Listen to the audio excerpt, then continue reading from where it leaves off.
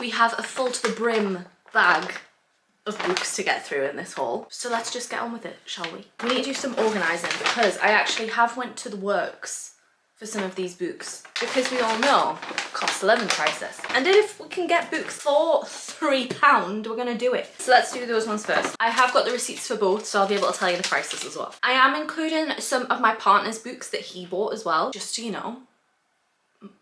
Include some more books. My genres are thriller, kind of fantasy. When I say kind of fantasy, it is fantasy. I just don't read a lot of it. And his is sci-fi.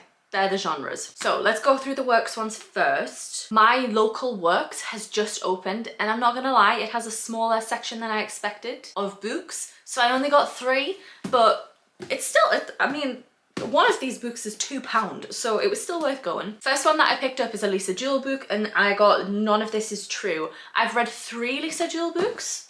3 or 4. I am colour coordinated, so trying to find a book is a nightmare. And I am very much hit or miss with Lisa Jewell. I either love it, one of my favourite books, or I don't think it's written very well. But I have picked her up because I am 100% in a reading slump. If you watched my video from earlier this week, you'll know I've only read 6 books this year.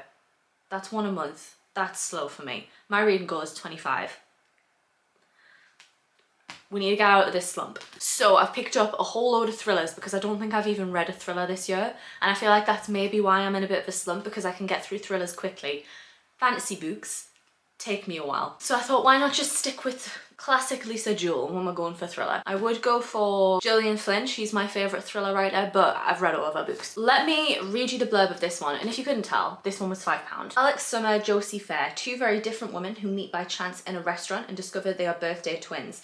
A few days later, they meet again. Alex is a podcaster, and Josie persuades her to feature her on her new series. She tells Alex, on the cusp of great changes in her life. Alex agrees to do a trial interview with Josie. Josie's past appears to be strange and complicated, but although Alex finds her unsettling, she can't quite resist the temptation to keep digging and to keep recording. It soon becomes apparent that Josie has been hiding some very dark secrets, and before Alex knows it, Josie has inveigled her way into Alex's life and into her home, which is when Alex realizes that she and her family are in more danger than she ever thought possible. You know, it's got podcasting in, it's modern and relevant. I'm gonna keep my fingers crossed that she's a good one. Next one I picked up is Yellowface. There was a period of time where I saw Yellowface everywhere, so I am 100% behind the curve with this one.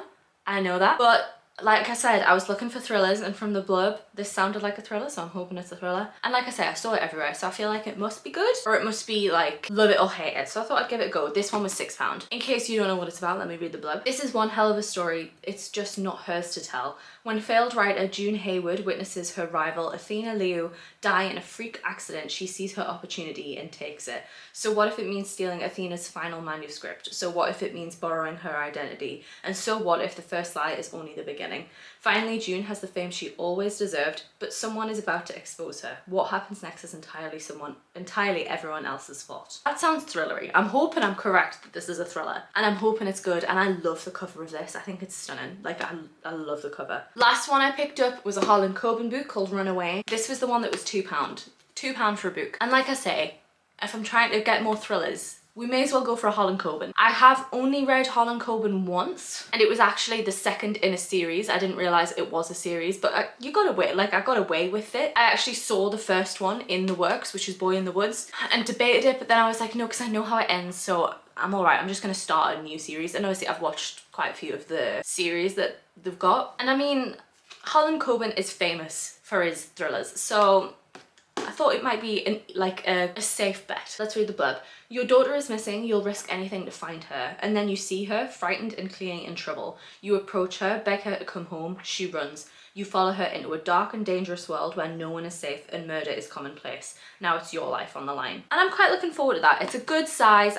I'm looking forward to reading another Harlan Coben. Right, now we're on to the Waterstones books. I've just seen, oh, he's gonna be so mad. One of the books Jack's bought is the second in a series, and he has not read the first one. Okay, let's do this one first. Oh, I don't want to read the blurb in case someone's read the beginning and it's a spoiler. It literally has it on the front. How has he missed this? Anyway, this is Into the Fire by Elizabeth Moon, and it's Vada's Peace Book 2. I'll read the blurb. Hopefully it's not any spoilers for anyone. Death or discredit, they'll do anything to silence her. When Admiral Kilara Vata and a ship full of strangers were marooned in an inhospitable and unknown continent, they uncovered secrets that someone on Kai's planet was ready to kill to keep hidden.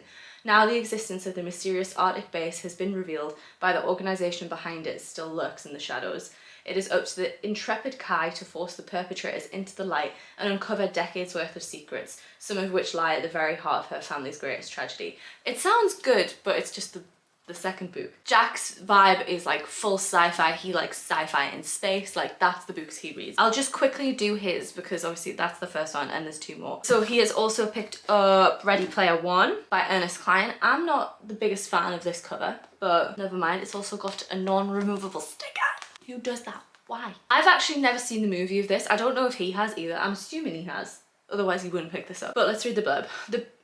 Imagine the world at stake, an epic struggle between good and evil, the greatest quest in history, the fate of humanity resting in your hands. Are you ready? That doesn't give much away. I'm not, what is that about? I actually have no idea about the movie, apart from like they're wearing like VR goggles, so I have no idea what this is about. But this was $9.99 and this one was $8.99. This is the last one that Jack picked up. It's got a beautiful cover. Very, very pretty. And it is The Surviving Sky by Kritika H. Let's read the blurb. It's quite a lengthy one. High above a jungle planet float the last refuges of humanity. Plant-made civilizations held together by tradition, technology, and arcane science. Here, architects are revered deeply, with humanity's survival reliant on a privileged few. If not for their abilities, the cities would plunge in devastating earth-rage storms below. Charismatic and powerful, Iravan is one such architect. His abilities are his identity, but to Elia, his archaeologist wife, they are a method to suppress non-architects. Their marriage is thorny and fraught, yet when a jungle expedition goes terribly wrong, jeopardizing their careers, Elia and Iravan must work together to save their reputations. But as their city begins to plummet, their discoveries threaten not only their marriage, but their entire civilization. I think that sounds quite good. I think I quite like the idea of like them being on like a city above the planet. And this one was $9.99. Right, let's get on to the more exciting bits in my book, shall we? So I can actually tell you why I've bought these ones. Right, we're gonna get one out of the way because I've been waiting to buy it. Isn't she beautiful? Isn't she stunning? I finally picked up Day of the Fallen Night by Samantha Shannon, the prequel to The Priory of the Orange Tree. I love that book. Jack actually was in the sci-fi section and a guy actually recommended him Priory of the Orange Tree when I wasn't there. Safe to say, a lot of people recommend it, and like I've said this in many of my book videos, if you're scared by the length of this book, don't be, it's fine.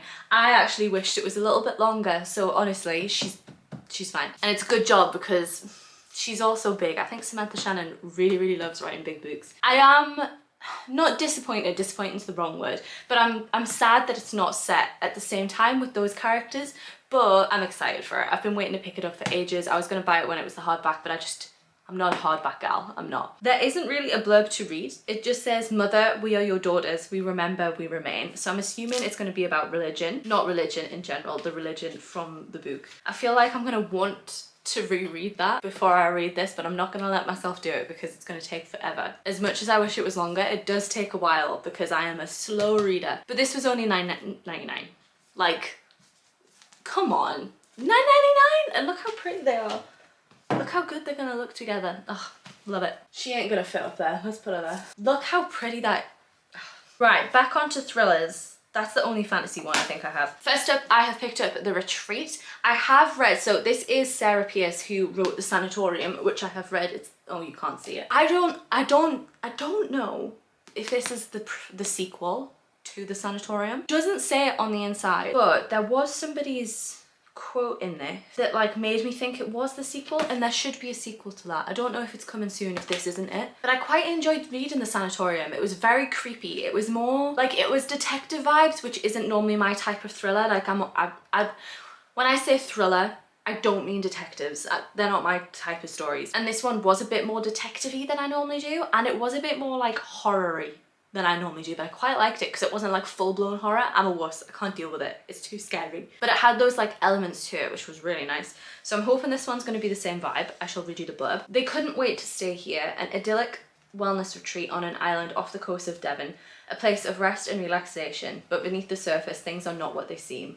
Now they can't leave. When 2 guests die in mysterious circumstances, DS Ellen Warner suspects the worst, because the island is known locally as Reaper's Rock, and it used to be a playground of a serial killer, and they would do anything to escape. Now history seems to be repeating itself. If Ellen can't uncover the truth, the guests might not make it home alive. It sounds very, very similar to the asylum, to the sanatorium. I always do that. It seems very similar, but I like the vibe of it, so I'm happy to read it. Not again, but like, I'm happy to read a different iteration of it. From what I remember, I think I quite liked her writing, so I am excited to read it. And this was $8.99. Okay, penultimate one. I picked up a book called People Like Them. I've not heard anything about this, but I'm not gonna lie, I picked it up because it's this small. I want more short books. All the books I pick up are so long. So this is what drew me to it, but I think I really like the sound of it. I think it's translated from French. Yeah, translated. So let me read the blurb. It has got French names, so correct me if you know the correct pronunciation. Anna and Constant Gilliot and their 2 daughters live in the peaceful, remote mountain village of Carmack. Everyone in Carmack knows each other, leading simple lives unaffected by the outside world. That is, until Bakary and Sylvia Langlois arrive with their 3 children. The new family's impressive chalet and expensive cars are in stark contrast with the modesty of those of their neighbours. Yet despite their initial differences, the 2 form an uneasy friendship. But when both families come under financial strain, the underlying class and racial tensions of their relationship reach breaking point, culminating in an act of abhorrent violence. How could a seemingly ordinary person commit the most extraordinary crime? So I'm excited to read this. It's got quotes on it like disturbing and powerful, and I haven't read anything disturbing in a while, so we'll go with it. It's also got really big font. I don't know if you can see that. So big, so I'm hoping this is going to be like a quick read. And this was $8.99. Right, last one is a little bit of a weird one. I'm gonna have to explain it, I think. And I've picked it up purely because of the like weirdness of it. So this is the Turnglass by Gareth Rubin, but it is also The Turnglass by Gareth Rubin. So it's a book of 2 halves. It's got a name to it. What is it? A tete bêche? Again, French, I apologise. And it means a book split into 2 parts, printed back to back and head to foot. So it literally has 2 stories in it. I'm gonna have to look into it because I don't know if there's like a proper way to read it, like to read one and then the other. I'm assuming you start with the blue side because there is no barcode on the back. So I'm assuming the one with the barcode on the back is the back. So ergo the second book, but I'm not entirely sure, but I'm looking forward to giving this a try. Let me read the blurb. 1880s England. Oh, okay. I didn't realise that. Because when I said 1880s England, I was like, I swear it was 1920s. Yeah, 1930s California. So they're in 2 different times. Oh, okay.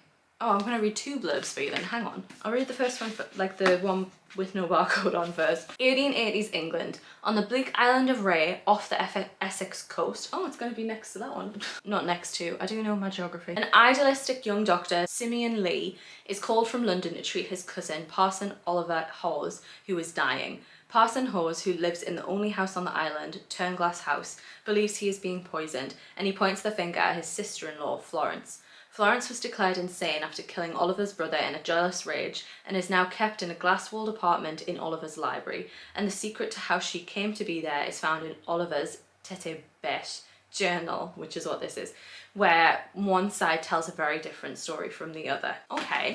And then the other side, 1930s California, celebrated author Oliver Tuke, the son of the state governor, is found dead in his writing hut behind the family residence, Turnglass House. His friend, Ken Karayan, doesn't believe that Oliver would take his own life. His investigations lead him to the mysterious kidnapping of Oliver's brother when they were children and the subsequent secret incarceration of his mother Florence in an asylum. But to discover the truth, Ken must decipher clues hidden in Oliver's final book, a tete bêche novel, which is about a young daughter called Simeon Lee. So I'm assuming you read the 1800s one before the 1900s one. But how cool is that? Like, I've not read anything like that. I'm excited to give that a go. I just feel like that's such like a novel thing. Like, I'm so excited. I do like sometimes dabble in like historical fiction as well, and like I quite like reading about like women in incarceration in asylums back in however long, and the treatment and why they were actually put there. Like the Mad Woman's Ball I really enjoyed, and then also Fingersmith. Yeah, Fingersmith by Sarah Waters. That's very good. And they touch on them of like the wrongful incarceration of women in asylums, and I really like that. And that seemed to touch on it a little bit, and like I say, I didn't realise there was another blurb, so. But this was $9.99, which is great because it's 2 stories in one. But that is all of them. I'm really excited for it. I'm hoping they're going to get me out of my reading slump. I will have left the links below. I don't think The Works has a website, but I'll be leaving the books linked on Waterstones and bookshop.org. Bookshop.org is a book selling site that donates some of its profits to local bookshops, so I would highly recommend using that if you can, but the links will be below. If you think you're going to pick any of them up, please let me know. If you've read any of them, please give me like spoiler-free reviews on what you thought. But I hope you enjoyed it. If you could please leave the video a like, comment and subscribe if you are new. I'm on a mission to try and get to 5k, so I would really appreciate it, and any engagement on the video, any whatsoever, really helps to push the channel, so I would appreciate it greatly. But even if you don't do any of that, thank you so much for watching, but I shall hopefully see you in another video. Bye.